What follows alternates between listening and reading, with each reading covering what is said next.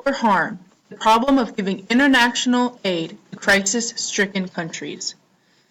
In 1954, President Dwight D. Eisenhower passed into law a program that would later come to be known as Food for Peace. It was initially created to give international aid to struggling countries after the destruction of World War II. At the same time, Eisenhower saw it as an opportunity to, quote, lay the basis for a permanent expansion of our exports of agricultural products with lasting benefits to ourselves and people of other lands, quote. The economics and policies in the Food for Peace program reflected this sentiment and was more concerned with boosting the U.S. economy than helping break the cycle of poverty in other countries. Initially, the priorities were, in this order: 1. To address the excess grain U.S. farmers were producing. 2. To ensure the U.S. shipping industry was profitable. And 3. Build up familiarity with U.S. goods in other countries so that once the country was more stable, they would be open to buying U.S. exports. The fourth objective was to build international relations.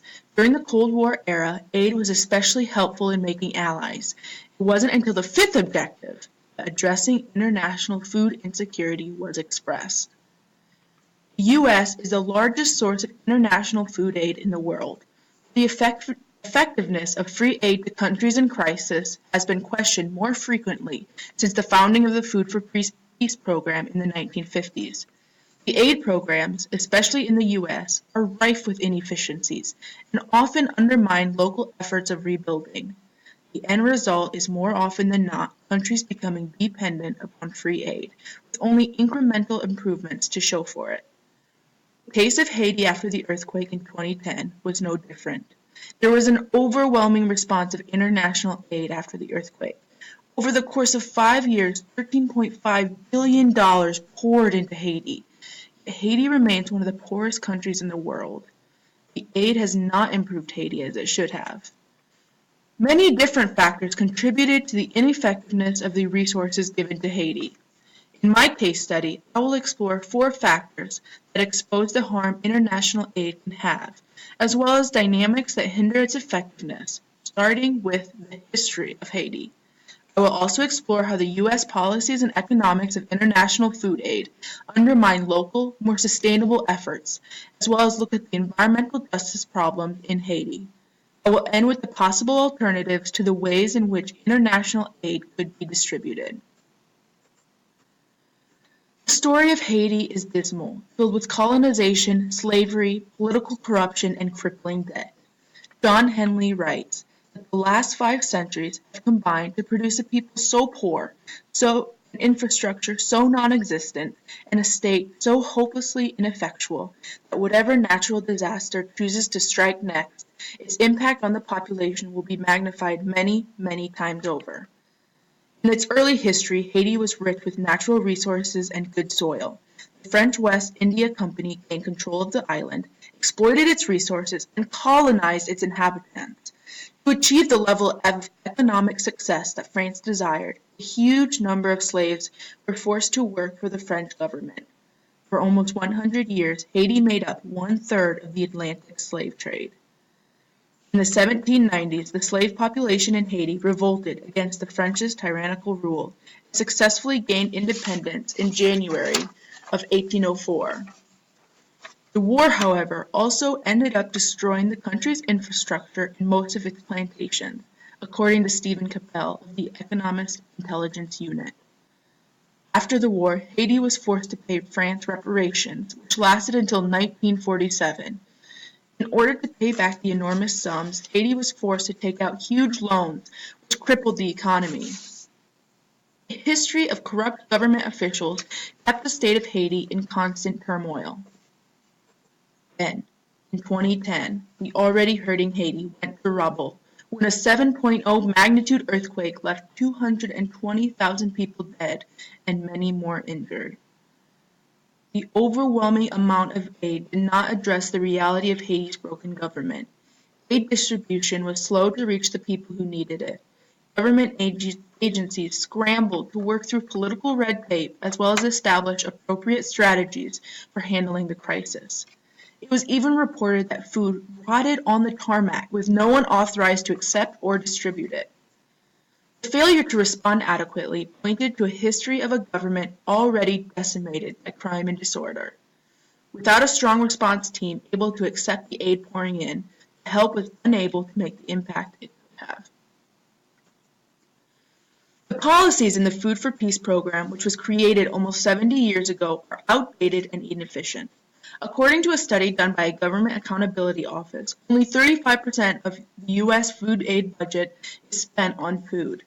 Under the Food for Peace program, the policies that were laid out were more economically beneficial to the U.S. than to the countries being helped. The U.S. was motivated by economic interests instead of benefactory impulses. Under current U.S. laws, almost all food aid distributed to struggling countries is required to be generated from the U.S. This policy was formulated after U.S. farmers experienced increasing yields and had a surplus of grains. It became more expensive to store the surplus than to ship it to another country. The Food for Progress Title II policy created a phenomenon known as crop dumping, where free or cheap food flooded the local market and took away local farmers' business. Nearly 66% of Haitians are farmers, so the 90,000 metric tons of crops sent from North America by USA to Haiti after the earthquake devastated the livelihood of many Haitian farmers. Crop dumping happened as late as 2016. 500 metric tons of peanuts were shipped to Haiti from the U.S., with little regard to the 150,000 Haitian peanut farmers trying to scratch out a living. Another incredibly inefficient policy of 1954 was the Cargo Preference Act, which stated that any food being shipped to another country had to be transported on an American vessel. Aid that was shipped in often arrived late and missed the critical time of need. It also increased shipping expenses by 9% and ensured that the profit would flow to companies located in North America. Jacob Kushner, a journalist for NPR, writes that the Bumpers Amendment to the Foreign Assistance Act barred the U.S. from helping farmers abroad increase the yields of crops that could compete with staple American exports. This policy again revealed the commitment to economic advancement first and foremost in the U.S., while truly helpful, sustainable international aid practices took backseat priority. Finally, a policy held in place by Food for Peace was the practice of monetization. Organizations receiving international aid would keep back some of the food donations to sell in local markets. This practice was created to help fund the organization. As the practice was used, however, it became popular to increase the amount of food held back. The Center for Economic Research notes that many international aid organizations admitted that it was an inefficient way of obtaining aid. Furthermore, it was an unsustainable way of providing help. Intertwined with the policies affecting Haiti's independence from outside aid were economics. The rice economy in Haiti was an example of outside interference gone wrong. Before the earthquake even occurred, former President Bill Clinton initiated a plan to help reduce hunger in Haiti. He pressured the country to reduce its tariffs on U.S. imported rice and other food. This flooded the market with cheap U.S.-produced rice and put local farmers out of business. A study done by the Center for Economic and Policy Research found that in 1988, Haitian farmers grew 47% of the country's rice. By 2008, however, they only provided 15%. Afterwards, Clinton apologized, saying, "Since 1981, the United States has followed a policy that we rich countries that produce a lot of food should sell it to poor countries and relieve them of the burden of producing their own food, so they can leap directly into the industrial era." It has not worked. It may have been good for some of my farmers in Arkansas, but it has not worked. Clinton's short-sightedness cost the jobs of a countless number of farmers who were providing the country's rice needs. Farmers were not the only ones affected by international aid. Many other local nonprofits were in danger of going out of business as well with the influx of free aid. A local Haitian micronutrient producer called Meds and Food for Kids, or MFK, was told by an international NGO that since USAID, a U.S. international aid program, was offering a free corn-soy blend, it would not be buying from MFK for the next 4 years. Jake Johnson of the Washington-based Center for Economic Policy and Research found that less than a penny of every dollar given by USAID went directly to a Haitian organization. The use of free aid instead of local producers undermines the markets and creates a dependency on nations providing the aid. Another reason international aid can be so detrimental is a lack of regard for local practices. USAID wanted to implement a program called Watershed Initiative for National Natural Environmental Resources, aimed at training local farmers and giving them access to better seeds and new fertilizers. The program claimed to increase output for Haitian farmers, but was rejected by Haitians when they discovered the seeds were being donated by large companies such as Monsanto. Unlike seeds grown locally, genetically modified seeds produced by big companies like Monsanto could not be saved back during harvest for the next planting season. Instead, farmers would have to buy new seeds for each planting season. Once the donations from USAID would end, farmers would be forced into the cycle of buying new seeds each year. A final origin of Haiti's current poverty crisis I want to discuss is the environmental justice issues of Haiti. Mark Schneider, the senior vice president of the International Crisis Group, said in a congressional testimony, "Every reconstruction project should be judged in part by whether it advances environmental protection." Unfortunately, at the expense of local communities, this measure does not hold much weight in mainstream programs such as USAID. The Caracol Industrial Park, or CIP, project in Haiti, backed by Clinton in 2011, was anything but environmentally friendly. The reconstruction project was funded by $240 million of earthquake assistance and assisted by USAID. The project forced 366 farmers from their land. The producers claimed it would help spur economic growth after the devastating earthquake, without compromising the environment, but no environmental impact study was done. The project was scheduled to be built on the Caracol Bay, where a large strip of coral reef and an extensive mangrove reserve was located. The bay also housed endangered species such as the Atlantic leatherback sea turtle and black bluefish. Later, when environmentalists raised concerns with the project, it was found that pollution would compromise air quality, as well as leave a negative impact on the Bay Area.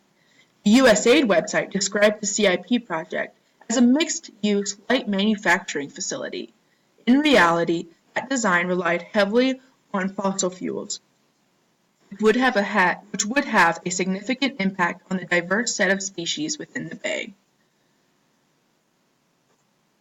A solution that would go a long way in helping to combat the harm international aid causes to other countries was proposed on March 14 of this year.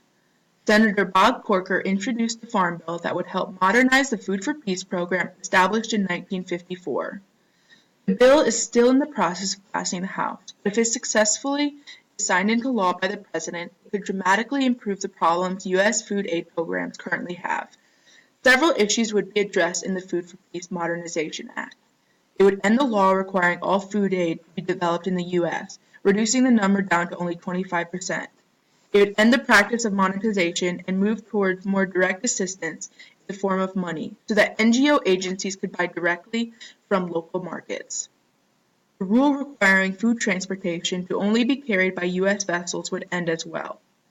These changes would shift the priority of increasing U.S. economic prosperity to helping countries in need. Even if the bill passes, however, careful scrutiny of international food aid practices must be upheld. The best response to a food crisis or a natural disaster is a local one. The history, economics, policies, and environmental problems of each country should be carefully and individually analyzed before any strategies for assistance is developed. Each country should be empowered with local sustainable solutions to help keep dependency at a minimum and avoid injustice issues. Deborah Ballard Reich, in Feminist Reflections on Food Aid, writes that a successful aid approach is collaborative, community grounding, and culturally responsive. The programs that offer such approaches are local grassroots organizations that have been working in the country for many years and are run by citizens who live there. Because of this, any outside international aid program should be collaborating with these organizations and allowing them to take charge in crisis situations. The current methods that U.S. aid organizations employ by bringing Western laws and ideals to complex problems are hurting the very countries they are trying to help. Thank you.